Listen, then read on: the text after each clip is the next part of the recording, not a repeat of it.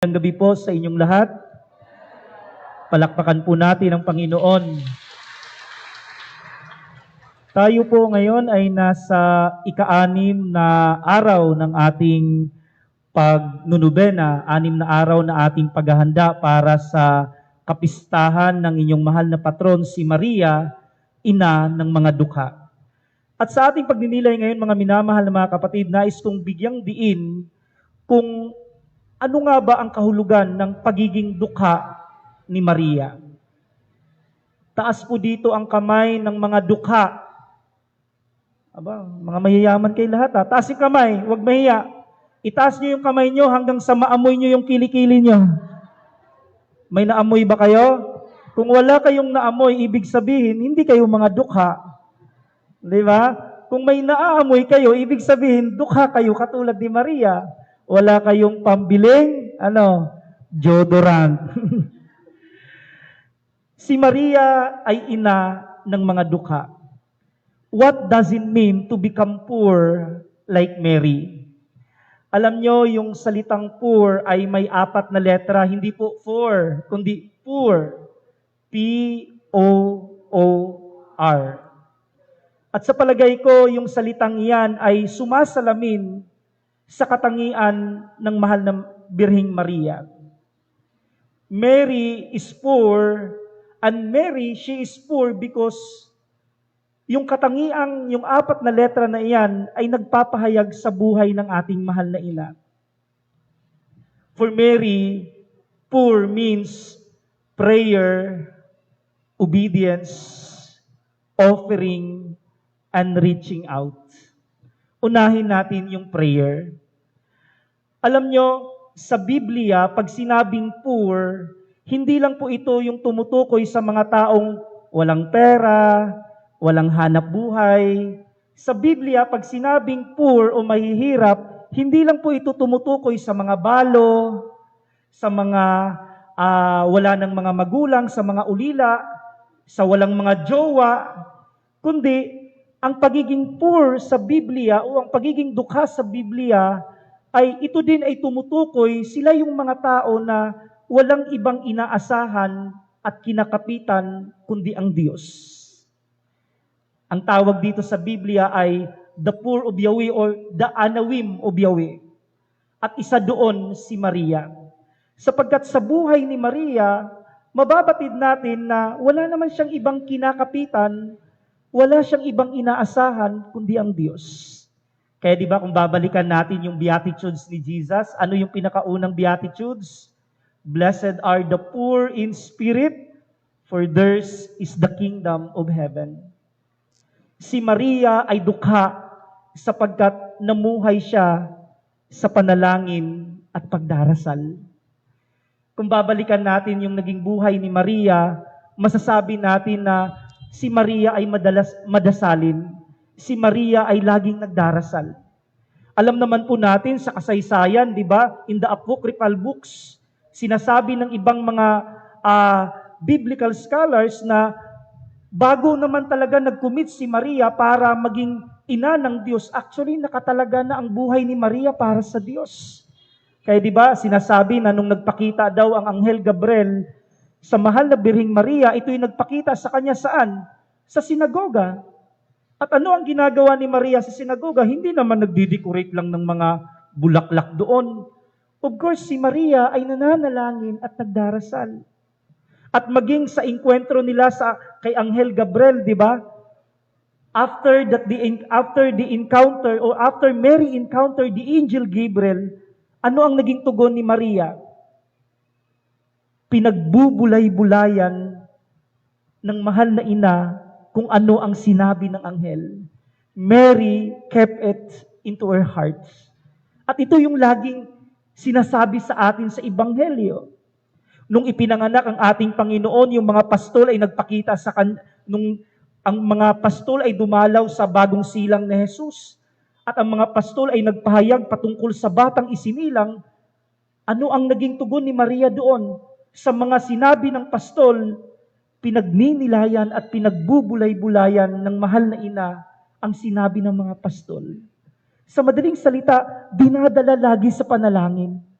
dinadala lagi sa pagdarasal. Kung naalala nyo, yung si Simeon, si Ana, during sa presentation ng ating Panginoon, di ba? Si Simeon na naghihintay sa kaligtasan ng Israel at maging si Hana. Noong nagprophesy si Hana at saka si Simeon, ano ang naging tugon ni Maria sa mga propesya ni Simeon at ni Hana? Pinagbubulay-bulayan, pinagninilayan yung kanilang mga propesya. Kung naalala nyo rin, nung nawala ang ating Panginoon sa templo, di ba? Parang nakaka-insulto yun. Kayong mga magulang, nawala na ngayong anak nyo, tapos pag nakita nyo, sasagutin kayo ng anak nyo. Hindi nyo ba alam, don't you know that I should be in my Father's house? Siguro kung tayo nun, ginagano na natin si Jesus. Di ba? Pero ano ang naging tugon ni Maria doon? Mary kept it into her heart. Pinagbubulay-bulayan, pinagninilay-nilayan. At dito makikita natin at masasabi natin na si Maria ay isang dukha. Dukha sapagkat ang buhay ni Maria ay isang buhay panalangin. Dukha si Maria sapagkat ang buhay ni Maria ay isang buhay pagdarasal. Alam niyo mga minamahal mga kapatid, sa buhay natin, kung ang Diyos ang siyang hindi natin kinakapitan at pinananaligan, baka iba ang magiging kakapitan natin sa buhay natin. Pansinin ninyo, kung nawawala sa atin ang katangian na maging dukha, napakahirap sa atin para magdasal at manalangin. Napapansin niyo ba yon na may mga pagkakataon na ang dami-dami niyong pera?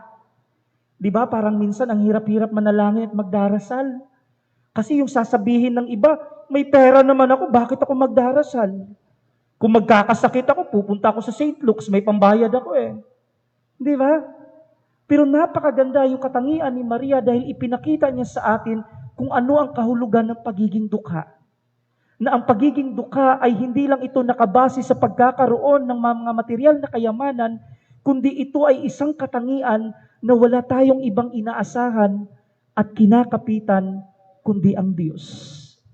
Dukha si Maria sapagkat lagi siyang nananalangin, lagi siyang nagdarasal. Alam niyo, sa tuwing tayo ay nananalangin sa Diyos, dito natin na ipapahayag na tayo ay mga dukha.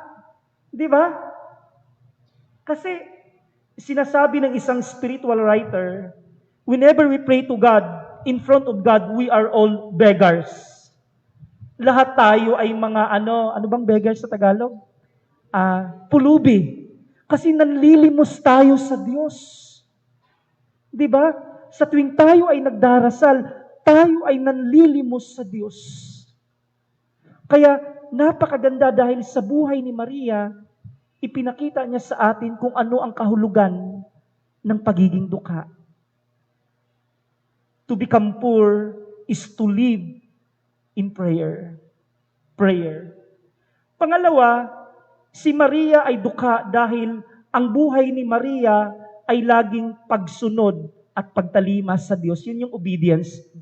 The second letter of poor, O, obedience. Di ba ito naman talaga ang buhay ni Maria, isang pagsunod lagi sa kalooban ng Diyos. Alam nyo, si Maria, sinusunod niya ang kalooban ng Diyos, hindi naman dahil sa nauunawaan niya ang kalooban ng Diyos. Naunawaan niya ba ang sinabi ng anghel, hoy, magiging ina ka ng Diyos at ang ipapanganak mo ay anak ng kataas-taasan? Actually, Mary did not understand that. Hindi niya naman talaga nauunawaan yun eh. Pero napakaganda dahil bagamat hindi man niya nauunawaan ang mga maraming bagay na nangyayari sa kanya, bukas loob siyang sinunod at tumalima nito. Kaya di ba sa buhay ni Maria, marahil marami siyang hindi nauunawaan at nahintindihan sa buhay niya, pero dahil sa kanyang pagsunod at pagtalima, doon niya unti-unting nauunawaan ang kalooban ng Diyos. At ganun din sa buhay natin, mga minamahal na mga kapatid. Alam niyo, sa lahat ng pangyayari ng ating buhay, hindi lahat nangangailangan ng kasagutan. Kasi di ba tayo, pag may mga pinagdaraanan tayo, hinahanap kaagad natin yung sagot. Bakit kaya si Lord binibigay sa akin ito? Bakit binibigay sa akin itong mga ganitong problema, hindi sa mga kaaway ko? Di ba? Naghahanap tayo ng sagot. Pero alam niyo, magandang disposisyon na sa mga pinagdaraanan natin, hindi nangangailangan lahat ng kasagutan. Kailangan lang natin itong tanggapin at tumalima sa kalooban ng Diyos. Alam niyo mga minamahal na mga kapatid, sa buhay natin bilang isang tao, isa sa mga pinakamahirap gawin ay ang pagsunod. Di ba? Maniwala kayo. Napakahirap sumunod. Kayo ba, tatanungin ko kayo, sumusunod kayo sa IATF? Oh, bigla kayong nanahimik. Bigla kayong naging santo yung mga itsura nyo. Sumusunod ba tayo sa IATF? Yung kanilang protocols at saka guidelines? Physical at saka social distancing? O yung mga anak dito, kayo ba sumusunod sa mga magulang? Siguro nung maliit pa kayo, kaya pa kayong pasunurin. Pero ngayong lumalaki na kayo, ay aba, may sarili na akong buhay. Di ba? Nahihirapan tayong sumunod. Kayo ba sumusunod sa kura paruko nyo? Father Mark, masunurin ba itong mga parokyalo? O ba't tatawa si Father Mark? Nako, iba yung tawa ni Father Mark kasi may ubo. Di ba? Ito yung bilang tao, ito yung isa sa mga bagay na nahihirapan tayo, yung pagtalima at yung pagsunod. Pero alam nyo, mga minamahal na mga kapatid, mahirap man at hindi madali ang pagtalima at ang pagsunod, lalo't higit sa kalooban ng Diyos. Lagi ninyong tatandaan, may biyaya lagi sa pagsunod at sa pagtalima sa kalooban ng Diyos. There is always grace when we obey and follow God. Pangatlo at katangian, bakit si Maria ay dukha? Si Maria ay dukha hindi lang dahil ipinakita niya sa atin yung buhay panalangin at buhay pagsunod. Kundi si Maria ay dukha sapagkat ang buhay ni Maria ay laging pag-aalay, laging paghahandog at pagkakaloob. Alam naman po natin yung istorya nung ang Anghel Gabriel ay nagpakita sa mahal na Birheng Maria at ano ang kanyang naging tugon? Ako'y alipin ng Panginoon. Mangyari sa akin ang iyong sinabi. Actually, yung tugon ni Maria ay isang tugon ng dukha. Kasi kinikilala niya ang kanyang sarili bilang isang alipin. May alipin bang mayaman? Wala. Di ba? Maging ang tugon ni Maria ay isang tugon ng isang dukha. Ang buhay ni Maria ay isang buhay paghahandog. Laging pag-aalay, lagi sa Diyos. At alam niyo, nakakamanga ang mahal na Birheng Maria dahil kung titingnan natin ang kanyang buhay, alam niyo, si Maria ay hindi madamot. Si Maria, pag laging nagbibigay sa Diyos, hindi niya tinitipid ang Diyos sa kung ano ang kanyang maibibigay, sa kung ano ang kanyang maihahandog. Mary, when she offered to God, she always gives what is best and special to God. Halimbawa, si Maria, nung ipinagkaloob sa kanya na siya ang magiging ina ng Diyos, ipinagkait ba niya sa atin si Jesus? Hindi. Hindi ba? Marahil kayo, marami dito, mga magulang, kayo ba handa niyong ialay inyong anak, magsakripisyo, magdusa, mamatay sa inyong harapan para sa ibang tao? Di ba? Minsan ipagkakait natin yung mga ganon. Kasi napakahirap nag-iisang anak, iaalay pa sa Diyos. At makikita niyo pa paano pinahirapan, paano mamatay. Pero si Maria ay malaya niya itong inihahandog at ipinagkakaloob, ibinibigay sa Diyos. Actually, si Maria, kung tutuusin natin, pwede naman maging madamot si Maria sa Diyos, di ba? Sasabihin niya, Lord, huwag naman ganun mangyari sana sa anak ko na magdusa, mamatay, ipakos sa krus, duduraan ng mga tao, lilibakin ng mga tao. Huwag naman sanang ganun. Sasabihin niya sa Diyos, pwede naman Lord, may karapatan ka na ganun ang sabihin mo, mamamatay yung anak mo. Pero may karapatan din naman ako bilang isang ina kasi sa sinapupunan ko siya naging tao. Di ba? Pero hindi ginawa yun ni Maria. Buong puso niyang inihahandog, ipinagkakaloob, at ibinibigay lagi sa atin si Jesus. Kaya di ba ang buhay ni Maria, it is a life of offering to God. Laging paghahandog, laging pagbibigay. Tayong mga tao, kadalasan ito din yung ating mga kahinaan. Di ba? Minsan kung anong meron tayo, ipinagkakait natin ito sa Diyos. Di ba? Minsan ang ibinibigay natin sa Diyos, ano? Surplus, sobra. Hindi naman talaga tayo nagbibigay kadalasan sa Diyos kung ano yung talagang para sa Diyos eh. At si Maria, pag nagbibigay, pag naghahandog, she always give what is best and special for God. Kayo ba, kaya nyo bang ibigay sa Diyos kung ano yung best at special? Hindi natin may kakaila na sa kanya-kanya nating buhay, maging kaming mga pare, minsan tinitipid natin ang Diyos. Di ba? Nagtitipid lagi tayo sa Diyos. Ang damot-damot natin para sa Diyos. Sino po ba ang hindi maramot dito? Taas ang kamay. Ayan. At least honest kayo, lahat kayo madamot. Di ba? Kasi kung hindi kayo madamot, kaya ba talaga nating magbigay, magkaloob, katulad ng paghahandog at pagkakaloob ni Maria? Na lahat ibinibigay kahit nasasaktan? Alam nyo, sinasabi din ng isang spiritual writer, ang tunay na pagbibigay daw ay yung nararamdaman natin na tayo ay nasasaktan. Kayo ba pagdating ng offertory, pag naguhulog kayo, nasasaktan ba kayo? Hindi naman siguro eh. Pero kung maghulog kayo ng 1,000,000 sa offertory, ay talaga masasaktan kayo. Di ba? Kung sa offertory ninyo mamaya, isasama nyo yung mga cellphone ninyo, yung mga bag ninyo, anong pakiramdam ninyo? Masasaktan kayo. Feeling nyo, nawawalan kayo. Yun ang totoong pagbibigay. Di ba ito naman ang pagbibigay sa atin ng Diyos? Nung ang Diyos ay nagbigay at nagkaloob sa atin, hindi niya tayo tinitipid. Hindi naging maramot ang Diyos. Ano ang sinasabi ni St. John? For God so loved the world that He gave His only begotten Son. Yung mismong anak niya, ang ibinigay niya sa atin. Tayo, ano ang ibinibigay natin sa Diyos? Di ba? Nagtitipid lagi tayo sa Diyos. Huwag nating tipirin ng Diyos. Huwag tayong maging madamot sa Diyos. Sapagkat katulad ni Maria, ang buhay ni Maria, siya ay naging dukha sapagkat ang buhay niya ay laging paghahandog, laging pagkakaloob, at laging pag-aalay. At katulad ni Maria, sana sa tuwing tayo ay maghahandog at magbibigay sa Diyos, ibigay natin yung best natin. Ibigay natin yung special lagi para sa Diyos. Alam niyo, nakakatuwa dahil sabi ko nga sa inyo, tayong mga Pilipino, napakadamot po natin. No? Lagi nating tinitipid ang Diyos. Lagi tayong unfair naman lagi sa Diyos eh. No, kahit kami minsan maging pare. Halimbawa, yung iba sa inyo, di ba, magsisimba.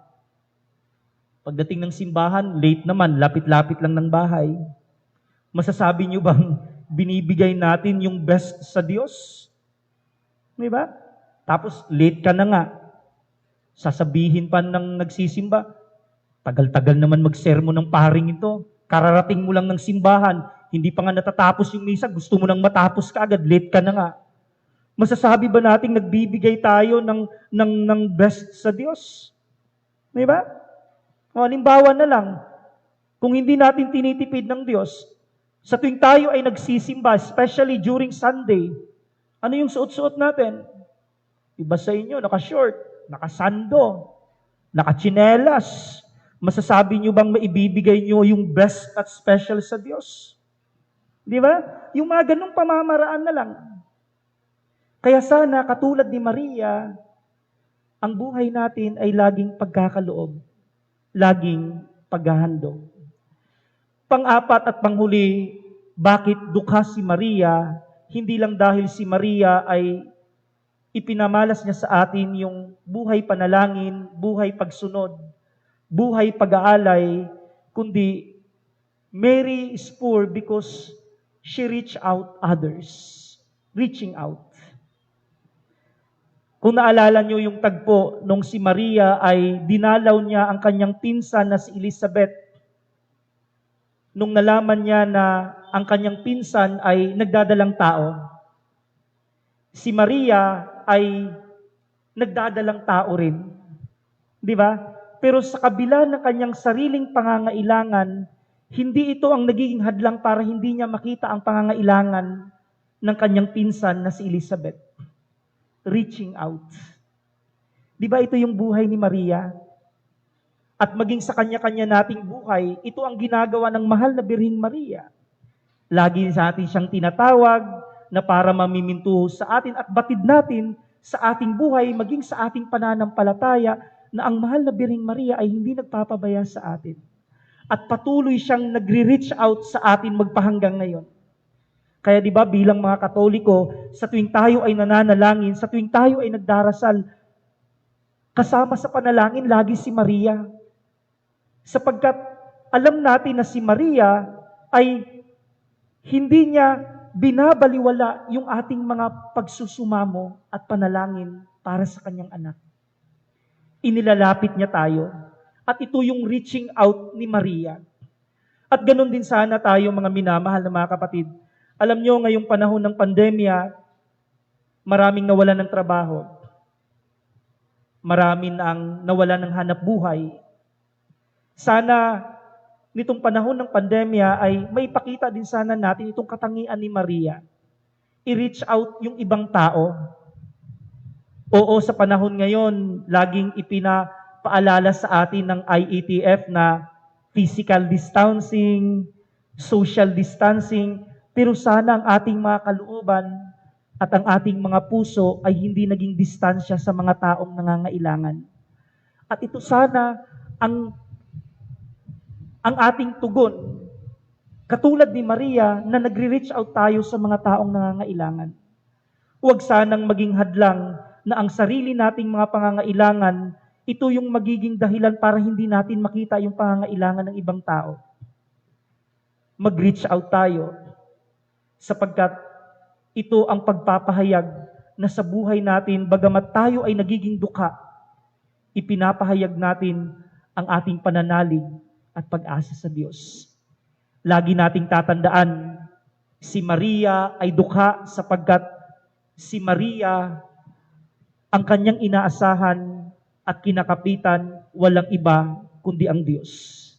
Si Maria ay dukha sapagkat ang kanyang buhay ay laging pagsunod at pagtalima sa Diyos. Si Maria ay dukha sapagkat ang kanyang buhay ay laging paghahandog at pag-aalay sa Diyos. At higit sa lahat, si Maria ay dukha sapagkat lagi niyang ibinabahagi ang kanyang sarili, reaching out to other people. Amen.